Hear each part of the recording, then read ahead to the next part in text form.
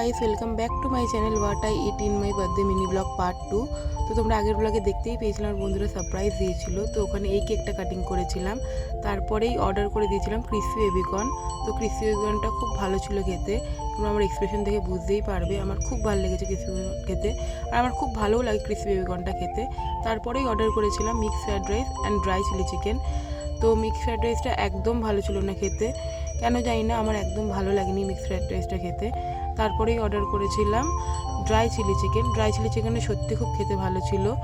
তো আমাকে কেমন লাগছে জানিও, দেখতে কেমন লাগছে আমাকে। তো তারপরে এই যে আমার থার্ড কেক, তো এই কেকটা আমি বাড়িতে কেটেছিলাম, সবাই মিলে আমার বাড়ির লোক ডেকোরেশন করেছিল আমার জন্য, কেমন লাগছে জানিও।